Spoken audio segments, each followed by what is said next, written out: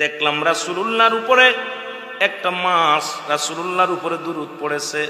সুবহানাল্লাহ, আরো জোরে। এই মাছটা হযরত আবু বকর সিদ্দিক রাদিয়াল্লাহু তাআলা আনহু, হযরত উমর ফারুক রাদিয়াল্লাহু তাআলা আনহু দুজন মিলে কল্পনা করলেন রাসূলকে একটু দাওয়াত করে খাওয়াইবো, ভালো খাওয়াইবো। যে কল্পনা সেই, কারণ রাসূলকে দাওয়াত দিবে, মাছ কিনবে, বড় একটা মাছ কিনলেন।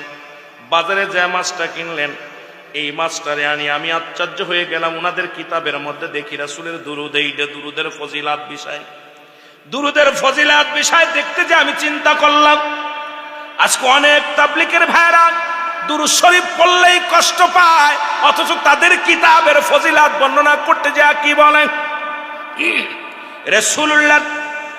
রাসূলকে দাওয়াত করে খাওয়াবে। মাছ কিনলেন, এই মাছটা বাড়িতে মাছ কুটলেন, কুটিয়া সুন্দর করে ধুইলেন, ধুইয়া পাতিলের মধ্যে দিয়া যখন তেলের মধ্যে দিয়ে মাছটা ভাজতে গেলেন, মাছটা ভাজা হয় না। তেলের মধ্যে মাছটা নড়াচড়া করে, জোরে জোরে চিল্লায় বলেন মারহাবা। আর একটু জোরে। মাছটা মরে নাই। এবার মুসলমান এই হাকিকতটা যা রাসূলকে জানানো হলো, ইয়া রাসূলুল্লাহ, ইয়া হাবিবাল্লাহ, আপনার জন্য একটা মাছ আনা হলো। এই মাছটা কাটলাম, সুন্দর করে কোটা হলো, এরপরে ধুইলাম, ধুই যখন পাতিলের মধ্যে দিয়া মাছটারে যখন রান্না করার জন্য উঠাইলাম, আল্লাহর কসম করি মাছটা নড়াচড়া করে, মাছের গায়ে আগুন লাগে নাই।